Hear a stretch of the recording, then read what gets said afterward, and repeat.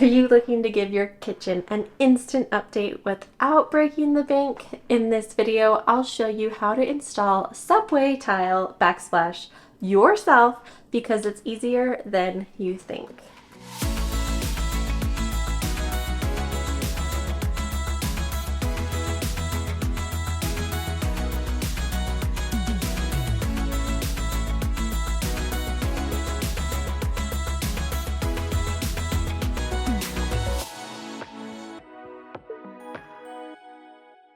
To start this project, you are going to need subway tiles, and the ones that I used had a groove on them that allowed for a 1/16 of an inch gap, so I do not need spacers. Also, you need to think about the edge of the tile, and in this case, I'm using a rounded edge tile. And then it was time to mix the mortar. I made sure that I followed the instructions on the package and weighed the water and the mix. And if you notice, that was a close call. I have kids running around while I'm doing my projects. But I measured it to make sure I got the right consistency, and I found that weighing it was the perfect solution. So with the tiles too, I found that it was helpful to use a 50-pound bag, and I used a quarter of that bag. And then after that, I used the paddle with my drill. Now I want to note that if you did mix the full bag, you would need a bigger drill or you would overheat your drill. So that's also why I'm doing a quarter of this, and then you put the water in first and pour in the mix and use the drill and start mixing. The package will tell you the amount of time that you need to mix. Normally there's a mixing portion and then a rest and another mixing portion. So make sure you follow the instructions. Once your mortar is mixed, you are ready to apply it, and we are using a trowel. This trowel is a 1/4 inch by a 1/4 inch trowel for this type of tile.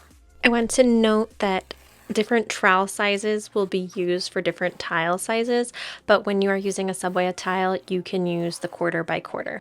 Now you'll notice I already started putting some mortar on the wall, and you just want to make sure you use the groove edge to give you a groove on the wall. I'm also putting mortar on the edge pieces, the rounded pieces, just to try to contain as much cleanup as possible on the wall itself.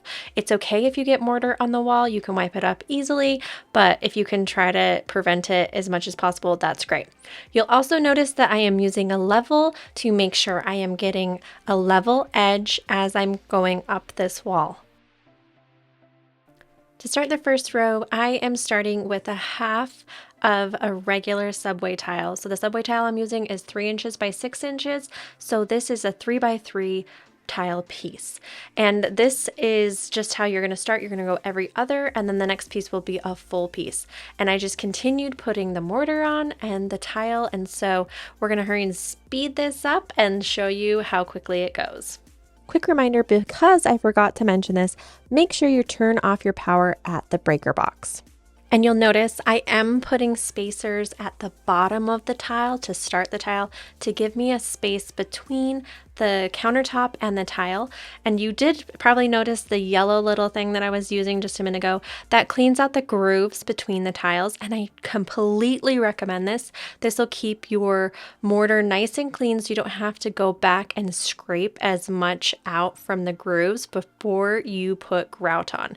So just try to keep it clean as you're going. I didn't do this when I first started tiling, and this was a total game changer. Made it so much easier to clean up and get ready for grout.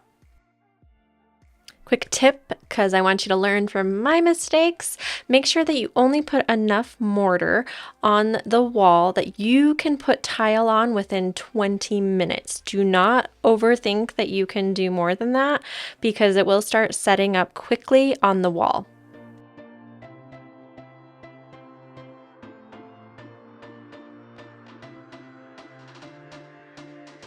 Now let's talk about those areas where you have to cut the tile. I made the mistake here. This tile was very glossy, and so it was really hard to use a pencil to make my markings. But basically what you're doing is determining where you need to make the cut. And let's show you what you should be doing with this, just using a Sharpie or marker and just placing it in those areas to mark where you need to make the cut and then putting an X in that area. Then you'll take it to the tile saw, and in this case, I am making multiple cuts of the same tile size, and so I recommend using a clamp with a piece of board down to give you consistent cuts. And this saw is awesome because it has a laser, so it makes it really easy to be able to see where you're making those cuts based off your line. But if you do not have a laser, make sure you look at the saw blade, and it's going to be right where it needs to be on the mark.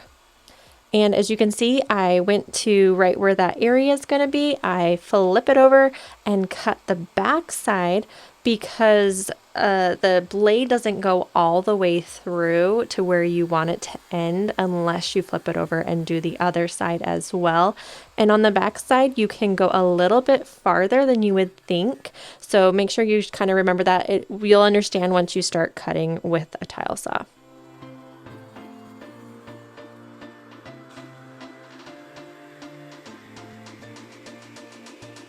And a quick reminder, make sure you're wearing safety glasses when using a tile saw and keep your fingers away from the tile saw blade at all times.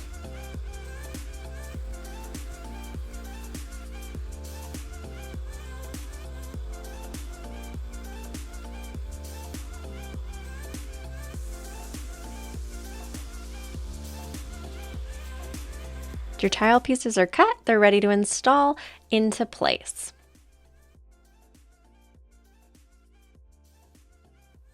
And here's the tile all installed. Now you need to let it sit for 24 hours before you do anything to it, and then you'll wipe it all clean and clean out the grout lines before you will apply grout. But after that, you are ready to install the grout onto the tile, and I have another video on that, so be sure to check it out. But here is the finished product.